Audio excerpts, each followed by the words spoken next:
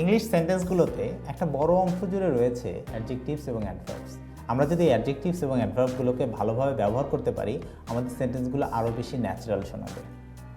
একই সেন্টেন্সে একাধিক অ্যাডজেক্টিভ থাকলে কোন অ্যাডজেক্টিভ আগে লিখব এবং কোন অ্যাডজেক্টিভ পরে লিখব সেটিও একটা ইম্পর্ট্যান্ট অংশ।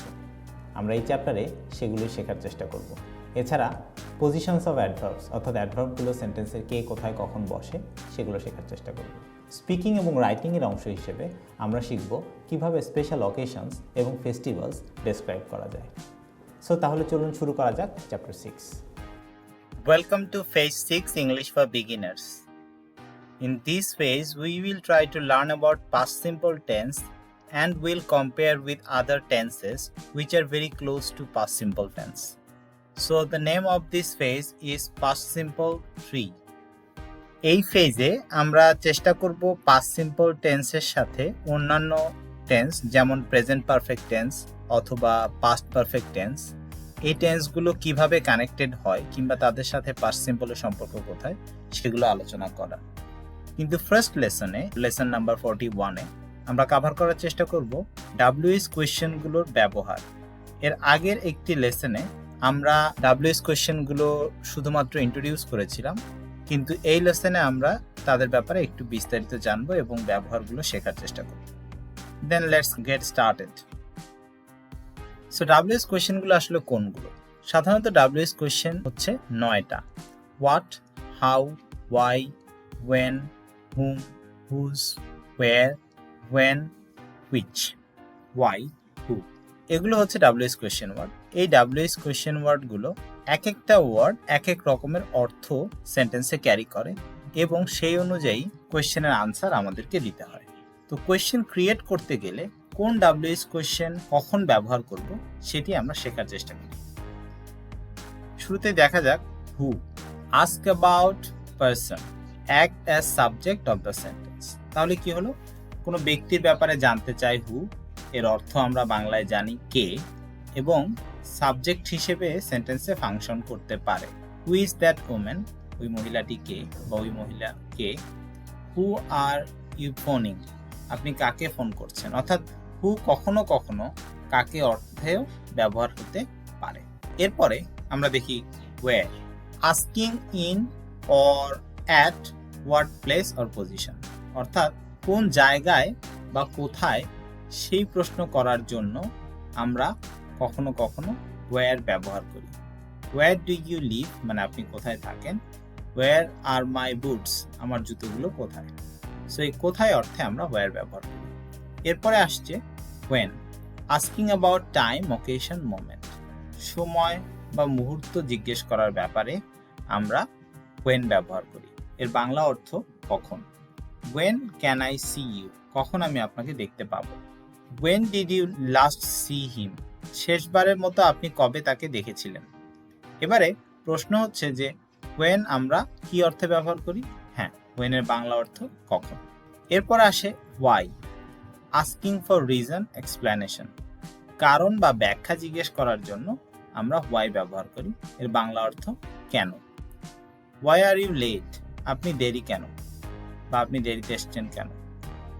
ওয়াই ওয়াজ হি লেট, তিনি দেরি করেছিলেন কেন। এই কেনর অর্থ আমরা জিজ্ঞেস করি ওয়াই দিয়ে। What. Asking for specific thing, object, কি অর্থে আমরা ব্যবহার করি হোয়াট কে। স্পেসিফিক থিং হতে পারে অথবা বস্তু হতে পারে, যাই হোক না কেন। হোয়াটস দ্য ম্যাটার, বিষয়টি কি। দেখেন এখানে ম্যাটার কিন্তু বস্তু না, বাট থিং অর্থে আমরা যেটা বলি জিনিস, অর্থাৎ কখনো বস্তু কখনো অবস্তুগত অর্থেও হোয়াট হতে পারে।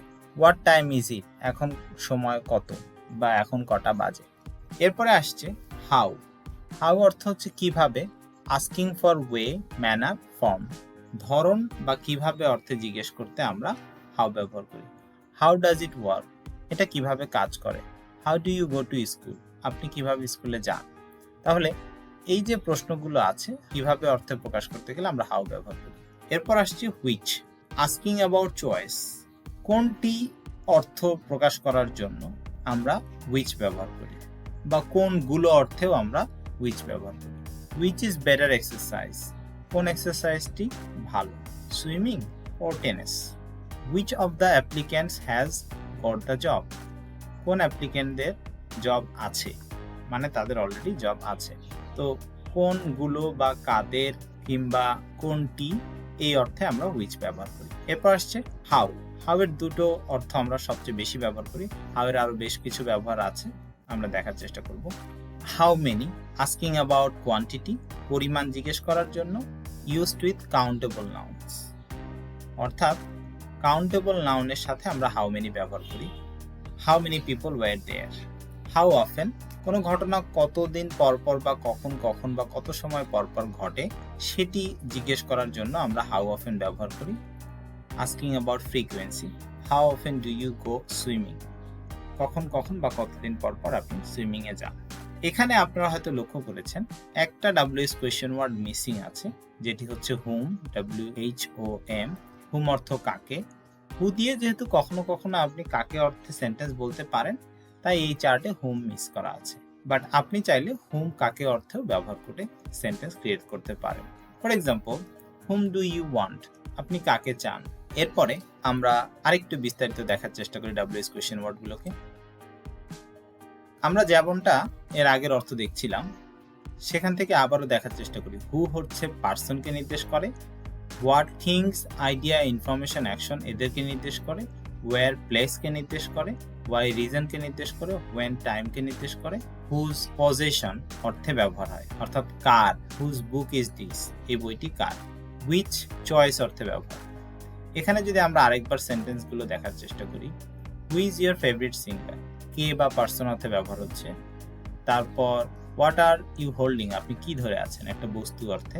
What are you thinking about, একটা আইডিয়া অর্থে। What kind of pet do you have, information হিসেবে। হোয়াট আর ইউ ডুইং, আপনি কি করছেন, কাজের নাম। Where is the nearest hospital, জায়গা অর্থে, কোথায় অর্থে ব্যবহার করছি। Why did you like your mom, আপনার মাকে আপনি কেন পছন্দ করতেন। ওয়েন ইজ লুইসাস বার্থডে, লুইসার বার্থডে কবে, কখন। হুজ বুক ইজ দিস, এটি কার বই। Which pair of shoes do you like more, কোন জুতোর জোড়াটি আপনি বেশি পছন্দ করেন। তাহলে এই কোন বা কখন এক একটা কোয়েশ্চেন করার জন্য এক এক রকমের WH কোয়েশ্চেন আমরা ব্যবহার করার চেষ্টা করি। এরপরে হাউ এর অনেকগুলো ফরমেশন আছে, আমরা একটু আগে বলেছিলাম।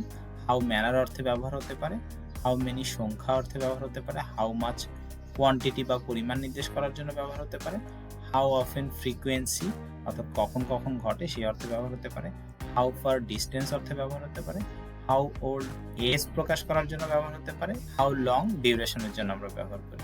যদি এক্সাম্পল সেন্টেন্স দেখি, শুরুতেই আমরা হাউ দিয়ে সেন্টেন্স তৈরি করার চেষ্টা করি।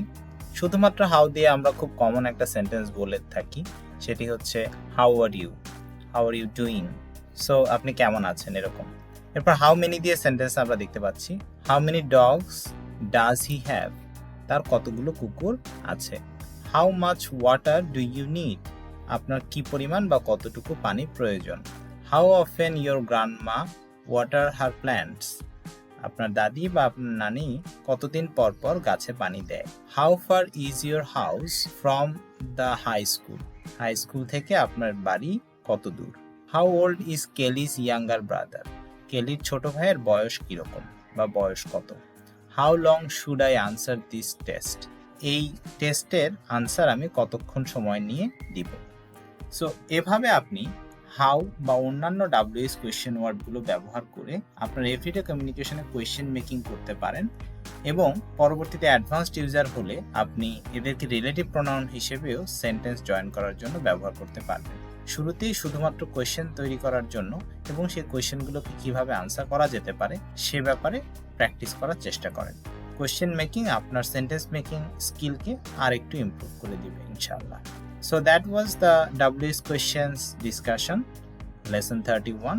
That's the end.